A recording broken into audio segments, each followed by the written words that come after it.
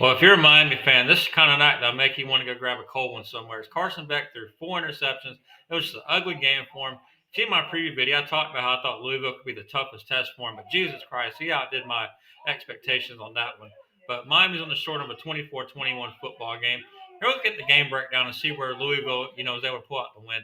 You look at EPA points. Miami actually won that match, but I was a little surprised to see Louisville kind of visually just felt like they really dominated the game. And you can see Miami in the 61st percentile EPA per play. Louisville all the way 28th percentile, 0.11 EPA per play. Both teams kind of mid-pack success rate. Miami at 40%, Louisville at 43% success rate. Miami won the yards per play battle, 6.11 yards per play, 58th percentile. Louisville 37th percentile, 5.43. On EPA per drop back, negative 0.11 for Louisville, 32nd percentile, 0.05% for Miami. Just turnovers that kind of hurt them on that part of the ball. EPA per rush, 68th percentile, 0.10. You wouldn't think that when you see the rushing totals here in a minute.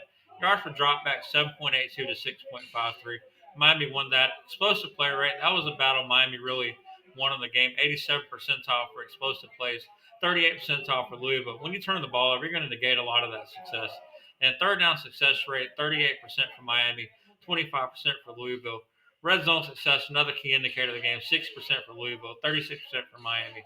And now we're going to look over to some stats. And one I didn't think was going to happen before the game was Miami 23 carries for 63 yards. If you had told me Louisville was going to do that to them before the game, that would have changed a lot. But that and the turnovers really done them in.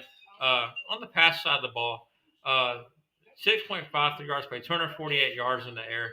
I thought Miami's secondary played a very bad game. I want to say some other things about it, but I'm gonna try to be kid friendly if I can.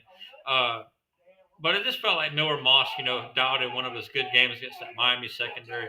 And it don't matter if you have an elite pass rush. If the quarterback can get the ball in just a couple of seconds and find an open receiver it didn't feel like there was very many contested throws. And then there's a lot of plays where Miami just simply, the tackle was just horrendous. I can't wait to see the PFF grade on that. That's got to be in the 30s or 40s. And you can see scrimmage plays Louisville 68, Miami 57.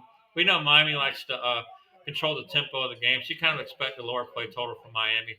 Uh, we can go over here to successful plays. 23 successful plays for Miami, 40% of their plays, 43% success rate for Louisville, 29 successful plays, 17 successful passes, 12 successful rushes.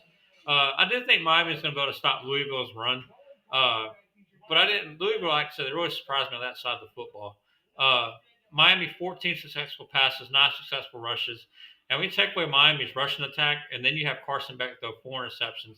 That just kind of tells the whole story right there. You don't need much more after that. It's 4-2 turnover battle. Uh, some of the throws were just terrible. Like especially, I know the last one, was tipped at the line, so that was kind of bad luck. But there was some throws that Carson Beck, just like he was trying to force the ball to me, and now Miami finds himself with a loss. I really thought they was going to win this game. I think a lot of people did. They were number 2 in the country, one of the most visually impressive teams. Louisville, if you'd watched them like week to week, had kind of looked terrible on the offense side of the ball a lot of the times. So to think they was going to have a good day against Miami there was nothing on paper that said it was going to happen. But that's why you don't play the game on paper. You got to play it on the football field.